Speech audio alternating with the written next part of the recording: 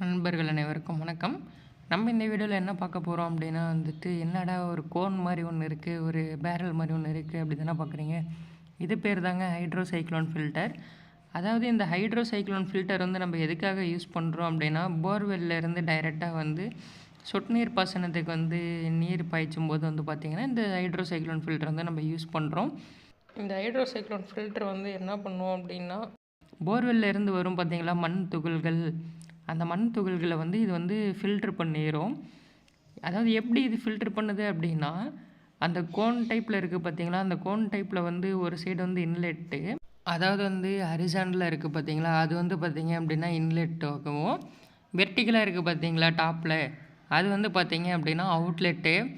அதாவது இந்த ஹரிசாண்டல் வழியாக வாட்டர் இன்லெட் கொடுக்கும்போது பார்த்தீங்கன்னா, அது அப்படியே ஒரு கோனில் ஒரு ரோல் மாதிரி ஆகும். அப்படி ரோல் ஆகிட்டு பார்த்தீங்க அப்படின்னா, அங்கே மேலே இருக்குது பார்த்தீங்களா, அந்த அவுட்லெட் வழியாக வெளியே வரும். அப்படி வெளியே வரும்போது பார்த்தீங்க அப்படின்னா, அந்த மண் துகள்கள் இதெல்லாம் இருக்குது பார்த்தீங்களா, அதாவது போர்வெல்லில் இருக்கக்கூடிய அத்தனை டஸ்ட்டும் பார்த்தீங்க அப்படின்னா, கீழே அடியில் அந்த ட்ரம் மாதிரி இருக்குது பார்த்தீங்களா, அதில் ஸ்டோர் ஆயிரும். அதை நம்ம ரன்னிங்கில் இருக்கும்போதே நீங்கள் ஒன்ஸ் அதில் ஒரு வால்வு நம்ம ஃபிட் பண்ணுவோம். ஒரு இன்ச்சு வால்வு ஃபிட் பண்ணுவோம். அந்த வால்வை ஓப்பன் பண்ணிங்க அப்படின்னா, அந்த டஸ்ட் எல்லாமே டோட்டலாக வெளியே வந்துடும். இப்போ பார்த்தீங்க அப்படின்னா, நான், அப்பா, தம்பி, அதுக்கப்புறம் நம்ம ஆட்டோக்காரன், நாங்கள் 4 பேரும் தான் இந்த ஃபீல்டுக்கு வந்திருந்தோம். அதாவது நம்ம லொக்கேஷன்லேருந்து பார்த்தீங்கன்னா, இது ஒரு 45 கிலோமீட்டரில் இருந்ததுனால பார்த்தீங்கன்னா, நம்ம எல்லோரும் ஆட்டோவிலே வந்துவிட்டோம், மெட்டீரியல்லாம் எடுத்துக்கிட்டு.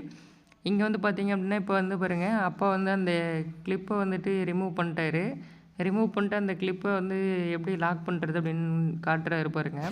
அதாவது அந்த கேப் மாதிரி இருக்குது பார்த்தீங்களா, அதை அந்த ட்ரம்மில் ஃபிக்ஸ் பண்ணிட்டு நம்ம இந்த கிளிப்பை லாக் பண்ணிடுறோம். லாக் பண்ணதுக்கப்புறம் பார்த்தீங்க அப்படின்னா, நம்ம அதில் ஃப்ளான்ச் டேப் தான் கொடுத்துருந்தாங்க. அந்த ஃப்ளான்ச் டேப் ஃபுல்லாக ரிமூவ் பண்ணிட்டோம். ஏன் அப்படின்னா, ஃப்ளான்ச் டேப் போடும்போது ஃபியூ டேஸ்லேயே பார்த்தீங்க அப்படின்னா, அந்த ஃப்ளான்ச் வால்சர் டேமேஜ் ஆச்சுன்னா லீக்கேஜ் ஆக ஆரம்பிக்கும். அது இல்லாமல் நம்ம அங்கே யூஸ் பண்ணுற போல்ட் நெட் போர் வாட்டர் அப்படின்றனால பார்த்திங்கன்னா சீக்கிரம் ரஸ்ட் ஆயிரும். அதனால தான் நம்ம பார்த்திங்கன்னா அந்த ஃப்ளான்ச்சை ரிமூவ் பண்ணிட்டு, இந்த இடத்துல நம்ம என்ன பண்ண போகிறோம் அப்படின்னா, த்ரெட்டு யூஸ் பண்ணி எஃப்டியை தான் டைட் பண்ண போகிறோம். அதாவது பார்த்திங்கன்னா, அப்போ த்ரெட்டு சுற்ற ஆரம்பிச்சிட்டாரு. தம்பி பார்த்திங்கன்னா அவன் ஒரு சைடு எஃப்டியை போட ஆரம்பிச்சிட்டான். நான் பார்த்திங்க அப்படின்னா வீடியோ எடுத்துகிட்ருக்கேன். அதாவது ஒர்க்கு பார்த்திங்க அப்படின்னா, ஆளுக்கு கொஞ்சம் கொஞ்சம் செப்பரேட் பண்ணி செய்வோம். இப்போ பார்த்திங்கன்னா, அப்பா ஃபுல்லாக டைட் பண்ண ஆரம்பிச்சிட்டாரு. அதுக்கடுத்து பார்த்திங்கன்னா, மேலேயும் ஒரு எஃப்டிஏ அதையும் தம்பி பேஸ்ட்டு போடுவான். அதாவது இந்த இடத்துல ஏன் நாங்கள் அந்த த்ரெட்டுக்கு பேஸ்ட் போடுறோம் அப்படின்னா, நம்ம எஃப்டிஏ டைட் பண்ணும்போது பார்த்திங்கன்னா, அந்த த்ரெட்டு பிஞ்சிட்டு போகாமல் கொஞ்சம் ஃப்ரீயாக ஏறணும் அப்படின்றதுக்காக தான். அதுக்கடுத்து பார்த்திங்கன்னா, அந்த இடத்துல கொஞ்சம் ட்ரென்ச்லாம் எடுக்க வேண்டியது இருந்தது. அந்த ட்ரென்ச்லாம் அங்கே இருக்க ஆளுங்க நம்மளுக்கு எடுத்து கொடுத்துட்டாங்க நீட்டாக. எடுத்ததுக்கப்புறம் பார்த்திங்கன்னா, அந்த மெயின் லைனை நம்ம தம்பி கட் பண்ணுவான். கட் பண்ணதுக்கப்புறம் பார்த்திங்க அப்படின்னா, அப்பா அந்த இடத்துல ரைசர் பைப் போடுவார். 2 சைடும் பார்த்திங்கன்னா, நம்ம ரைசர் பைப் தான் யூஸ் பண்ணுறோம். இந்த இடத்துல பார்த்திங்கன்னா, போரில் இருந்து மெயின் வருது பார்த்திங்களா, அந்த மெயினை கட் பண்ணி இருக்கும் பார்த்திங்களா, அந்த கேப்பில் தான் பார்த்திங்கன்னா நம்ம இந்த ஃபில்ட்ரு வைக்க போகிறோம். இப்போ அப்பா ஃபில்ட்ரு எந்த இடத்துல சீட்டிங் ஆகுது அப்படின்றத வச்சு பார்த்துட்டாரு. அதே மாதிரி இந்த ஃபில்டரோட பேஸில் பார்த்திங்கன்னா, ஃப்ளாட்டாக இருக்க சர்ஃபேஸ், அதாவது ஃப்ளாட்டாக இருக்க சர்ஃபேஸில் வைக்கிறோம். அப்படி இல்லைனா ஃப்ளாட்டாக இருக்க மாதிரி ஏதாவது ஒரு காங்கிரீட்டு அந்த மாதிரி ஏதாவது ஒரு சம்திங் நம்ம அங்கே யூஸ் பண்ணோம் அப்படின்னா, ஃபில்ட்ரு ஒரே ஸ்டேபிளாக இருக்கும், எந்த ஒரு வைப்ரேஷனும் ஆகாமல்.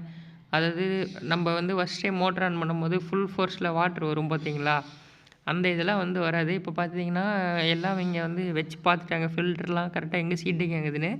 அதுக்கடுத்து பார்த்திங்கன்னா, அந்த இடத்துல அந்த ட்ரென்ச்சிங் க்ளோஸ் பண்ணி நம்மளுக்கு ஃபுல்லாக லெவல் பண்ணி கொடுத்துட்டாங்க.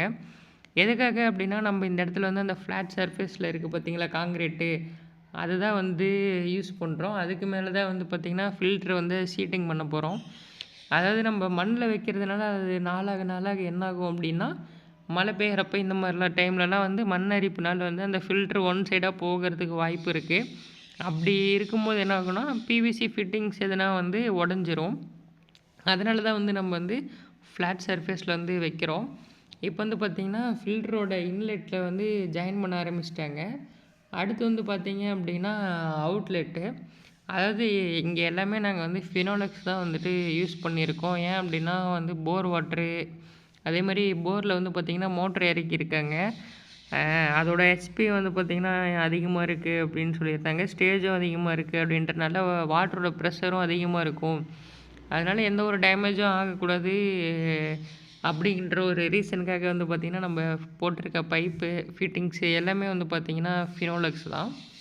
அதுக்கடுத்து வந்து பார்த்திங்க அப்படின்னா, இந்த ஃபில்ட்ரு வந்துட்டு நம்ம ஃபுல்லாக கழட்டி வாஷ் பண்ணணுமா அப்படின்னு கேட்டிங்க அப்படின்னா, அது வந்து தேவை கிடையாது.